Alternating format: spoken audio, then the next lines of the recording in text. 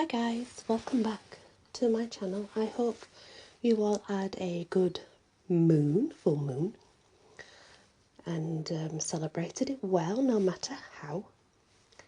Moon myths and legends.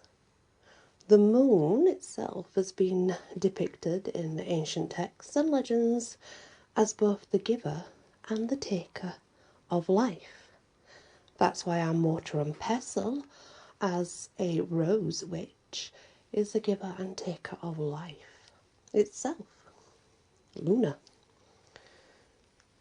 Because obviously the moon is ever changing, and yet a regenerative cycle, she was once seen as immortal and as the place to which souls departed at death. She could bring gentle rains to water the fields, but she could also raise storms. She could also raise these storms and ruin crops, and was considered quite unpredictable and potentially destructive if needed. Goddesses chosen to represent her were double-sided as well, endowed with both destructive and creative powers, which, to be fair, we have in all of us. It's just how we use it that matters. In many ancient cultures, legends surrounding the dawn of creation concern the sun and the moon. For example, let's take Aztec mythology. The moon was named Coxquetzal, companion to the sun and protector of lovers. She was also linked to the family and also to childbirth. Obviously, things change over time. The Sumerians had a moon god, and the Sumerian moon god was called Sin, crowned with a crescent moon. The mythical Aztec Luna, consort of the sun, was actually found in Mexico and is believed to date back to around 1500, a long time ago, might I say. The Mayans' moon deity was called Ixchel. It does have an X, but the X is silent, so it can be pronounced Ixchel or Ixchel. It kind of depends. I've heard it both ways. Now, this deity was feared as the bringer of floods and as the bringer of all storms and torrential rains and tornadoes, etc. Her skirt was decorated with bones, and she was crowned with a serpent. Despite this, she was also a protector of women in childbirth. The Sumerian mythology, the principle of the moon deity was actually male, by the way, not female. Male, as in Sin, who I've just spoke about. Also, though, as Nana.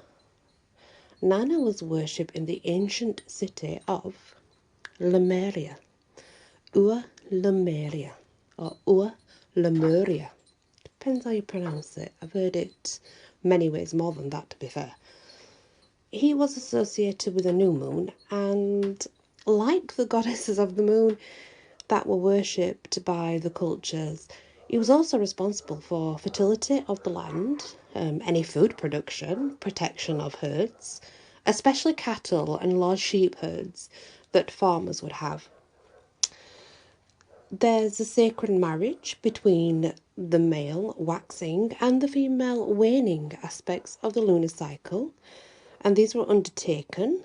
The king of Ur undertook this, embodying the god Sin and the goddess in the person of a priestess. And by performing this sort of ceremony, they were enacting the continuance and cooperation of the two opposites. And it is still acted today in covens, and it is acted naked, and people that are in this coven, it will be very close and very small knit, and everyone will be comfortable naked because, well, why not? Why be uncomfortable in your own skin? That's just crazy, you know? And as we go on to the festivals, let's look at ancient times, because these were celebrated as well with music and with dance.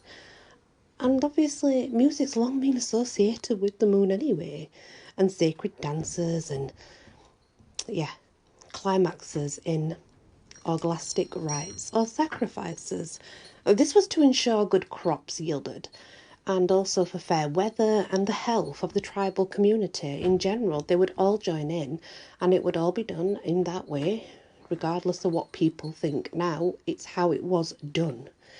And things have changed, but some still do it this way. Obviously it changes over time, but as a rule it's still practiced in some cultures.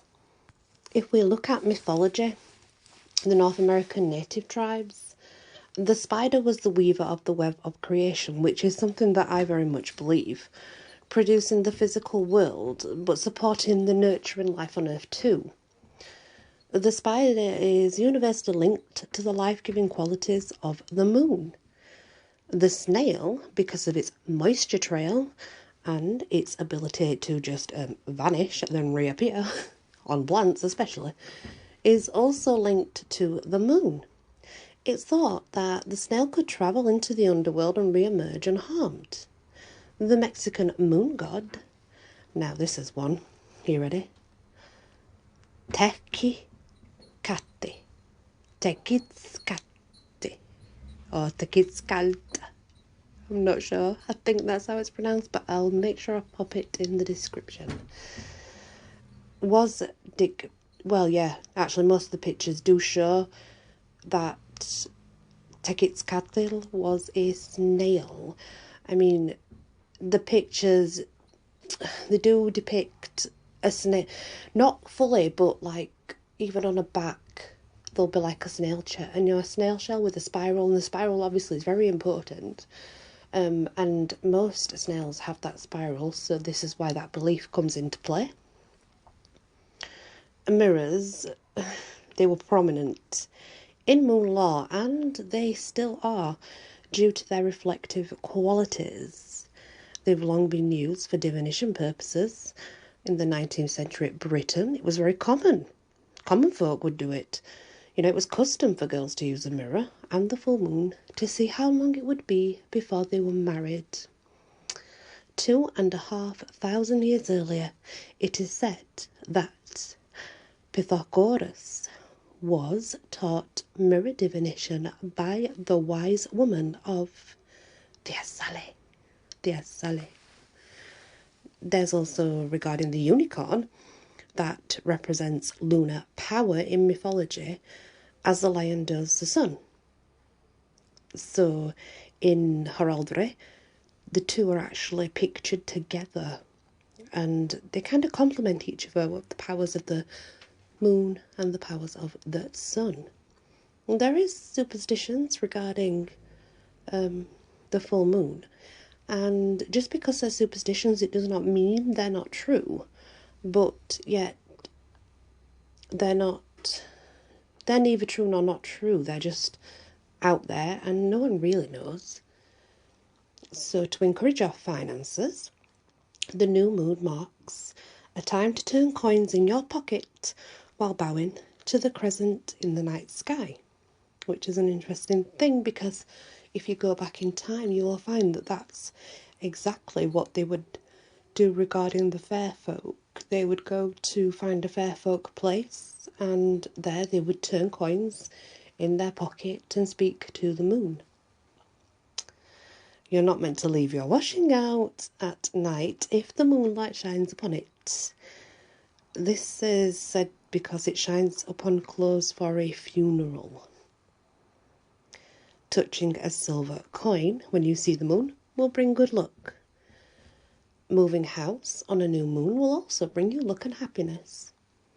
It's actually considered to marry during the month of May and during any of the waning dark quarters. It's lucky to marry in June apparently, and at a full moon obviously, but it's not so lucky to let the moon shine upon your nuptial bed or you will court bad luck. So do not let a full moon shine upon your bed, basically. That's bad luck, apparently. A baby born at the time of the full moon is a child of fortune.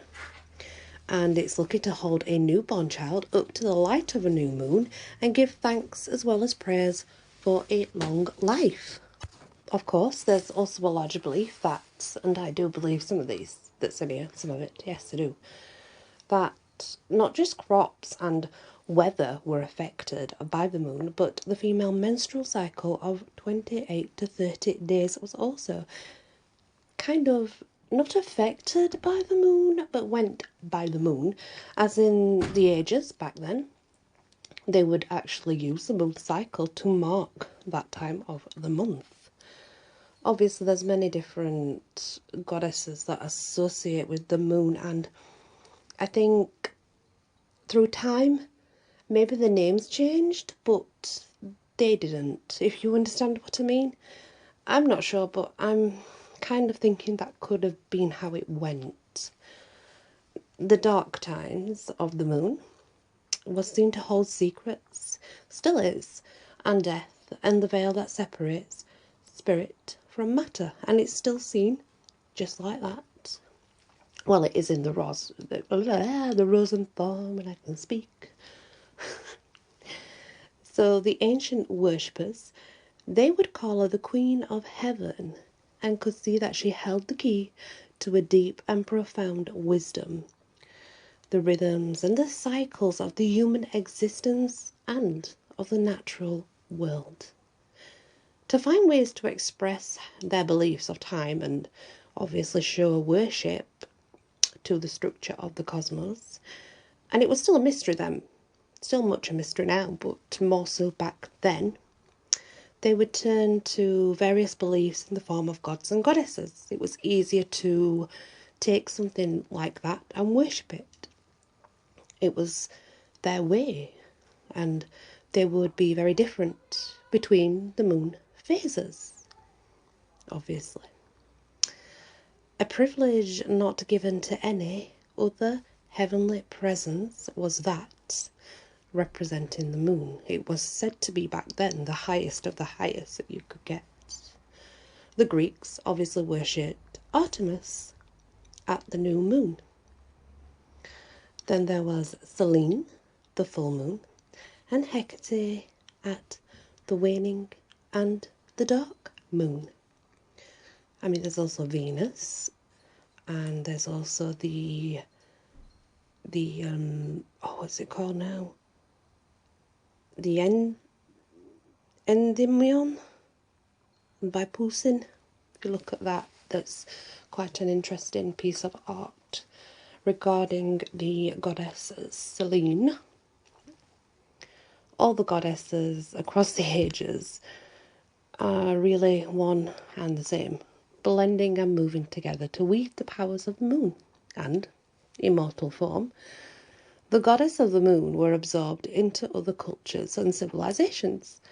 The Greek goddess Artemis became Diana in Rome, for example, and Mahat, goddess of truth and consort of the Egyptian moon god Thoth, was known by the Gnostics as Sophia, the good mother. That was Sophia. So the Greek and Roman had these same goddesses that they worshipped, but obviously the name just changed, and maybe something in the look may have changed along the way, but when you go back, it kind of just goes back to the very basic first ever, and it's just changed along the way. So the Roman Empire went well into the Christian era, to be absorbed by the cult of Virgin Mary, who was also then known as the Lady of the Moon. I don't think that still is now, though. This is why they would make sacrifices to the moon and would have ritualistic rites in ecstasy to the moon, because they did believe it was very important to worship and encourage the moon's involvement by showing the love they had for her, so that she could keep things about the circle of life, the regeneration of crops and the healthiness of everything. She could keep that moving. Now, there's many other goddesses of the moon, as you know, and the one that is probably the most common is the triple goddess, due to her 3 phases: new, full, waning, dark. And the triple goddess, the maiden, mother and crone, is also the great mother, which is also the Magna Dei. Magna Dei. There are gods of the moon. Thoth is one, the Egyptian god. Another is Sin, the Sumerian god. So they're not just women. There's gods and goddesses. There's Artemis, Greek. And she carries a quiver filled with arrows and a bow, accompanied by lionesses, deer and birds. She represents childbirth. Selene is Greek, and she has wings and a headband. She rides a chariot drawn by white horses. The white horses are the magic. And Diana, Roman, she carries a bow and arrow with a hound and a stag. She's all about fertility and nature. Hecate is Greek, a goddess who has 3 heads, usually standing back to back with a horse, hound and lioness. She's all about magic, sorcery, the underworld, witchcraft and death.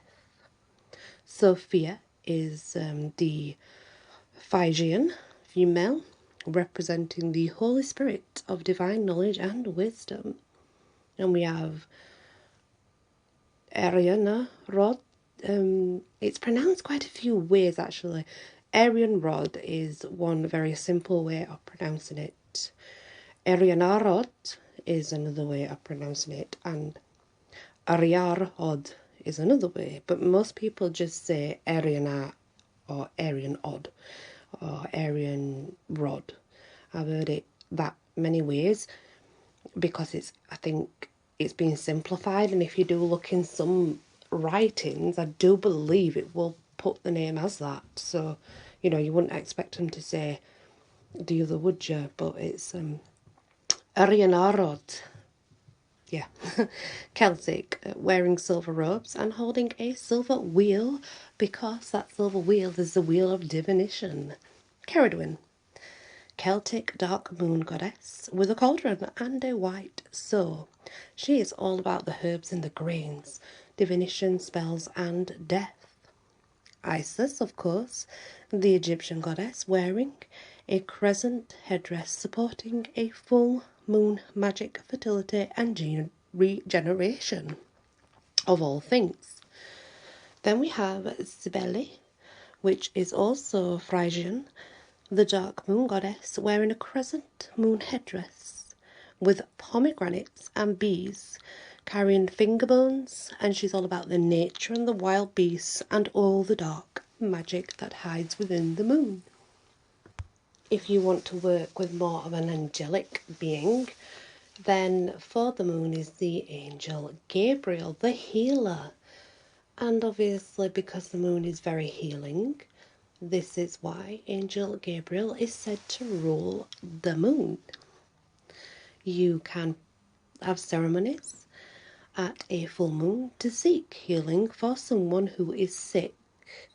You would use camphor, eucalyptus and sandalwood as a fragrant aroma. Of course, all fragrances are linked to healing qualities of the moon, but they're also linked to healing qualities of the physical too. Apart from eucalyptus, that's quite poisonous. You have to be very, very careful with that. But it's believed that you can have a water offering and burn these incenses, a pen, and write on paper with a silver pen, it's believed, the name of the person you wish to heal. You would choose a crystal. You would have 4 candles. You would have 2 light blue, and then you would have 1 purple and 1 black. One is you, one is the other person. And then you would need 9 tea lights. And you would set the altar up as it pleases you. Obviously, everybody's different and they like to set it up very differently. The water is an offering to the moon. She loves water. She's all about emotions and healing, and water is that. And it's said that if you write this name down, you light your candles and you pray to Angel Gabriel upon a full moon. And once you have wrote down your healing, you obviously burn it away and let the ashes go to the air so that they carry them off. And your water is offered unto the moon and poured on garden, soil, whatever you choose to.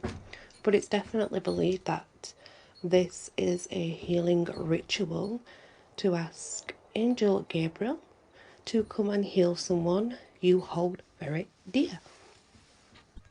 On full moons and new moons, etc.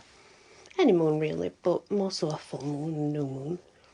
Grottos and springs, like wells, streams, little rivers. They are great places to go and worship Luna, the moon, because obviously it's a place of life-giving water, and that's what Luna is about. The lunar festivals of the year generally go as follows. So if we start from October, I know because that's my birthday in October, but let's say the 31st, everybody knows what that is, the festival of Hecate. Well, it's called Halloween now. Remembrance of ancestors. And then there's always the September full moon on the eve as well, not just on the full moon but the eve of the full moon. The festival of candles, the harvest moon and the crop yielding moon. 13th of August, another festival of Hecate regarding the weather and Thanksgiving. The 21st of June and the eve of this, the festival of Ceridwen. The 1st of May is obviously Beltane May Day, fertility, warmth and light. The 9th of May is the festival of Artemis. The 26th to the 31st of May is Diana's, fertility and abundance. The 30th of November and the eve of the 30th of November is Hecate, and that's for more weather magic than anything else. The 20th and the 21st of December is winter solstice, obviously the Celtic festival of the stars, light and life. The 1st of February is Imbolc, which is all about rejuvenation. The 7th of February is the festival of Selene. The 12th of February is the festival of Diana. The 15th of March is a festival of Sibyl. The 20th of March is a festival of Isis. And the 20th of March and the eve of a festival for not Easter but Ostri, fertility of course. And the 31st of March is a festival for all lunar gods and goddesses alike. And that's if you want to go, obviously, by the wheel that is the lunar wheel of the year.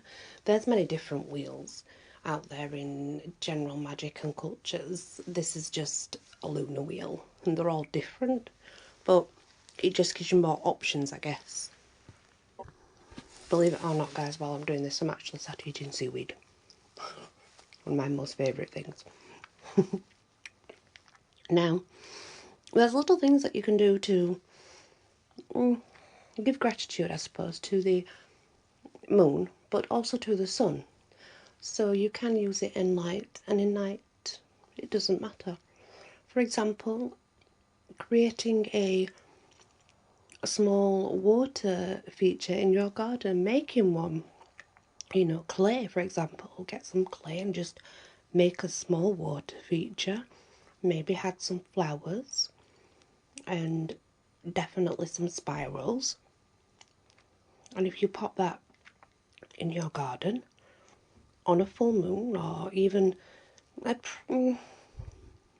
probably a few days before the actual full moon, asking for the blessing from the full moon, that is a very small yet simple thing that can be done. And I'm not talking you have to get some clay and build this massive waterfall and these. No. But honestly, like just simple clay that air dries and create a bowl. Create maybe a little fairy door or a little well even that you can pop water in. Anything that's very simple with some shells and some flowers and some spirals. Honestly, any of that works. You do not need lots of stuff to create simple things. And it's the simplest of things that the gods and goddesses notice the most. They really do. I guess we'll finish this section on crystals for the moon. Now, some people, they don't bother with crystals. Not because they don't like crystals, but I kind of do appreciate why. They are taken from the earth and they feel guilty because, you know, I love crystals, I do. But every time I do get one, there's that overjoyment of, oh, I can use this to heal people and do this and that. And there's that guilt that it had to come from the earth. And obviously it really does belong in the earth. So I guess it's just, I understand. But you can use circular white stones. They're not crystals. They're not expensive. You can find them.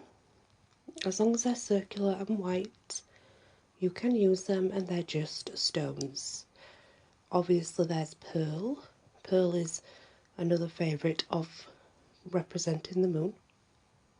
Celeste, moonstone, aquamarine, and blue azurite, blue fluorite, clear quartz. Clear quartz represents any, actually, not just the moon.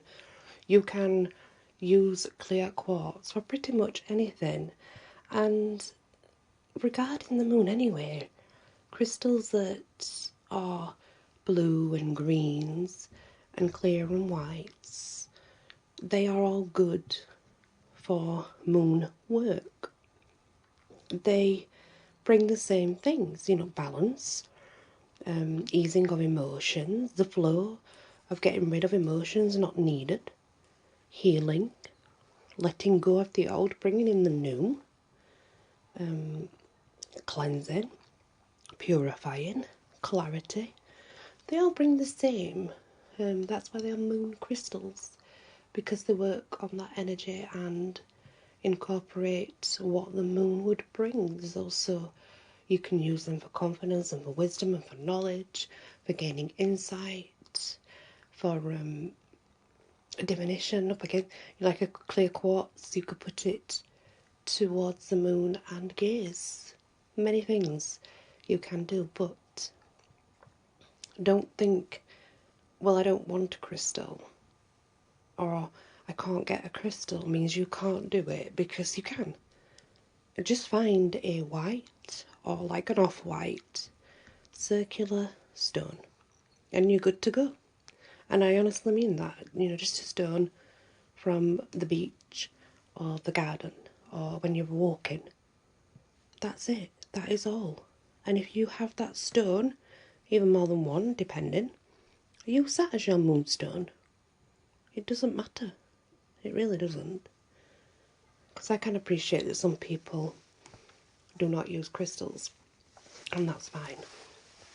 Now, I think that I'm going to end it here, but next time I shall, hopefully, fingers crossed, draw out the idea of getting your number regarding the moon. Numerology and the moon, I guess, is the best way to put it, Claire, instead of going all around the bush. Plus some other little things that you can do that don't really cost anything at home to worship the moon. Very simple things, actually. So yeah, I'm going to leave it there, guys. Love and light. and many blessings.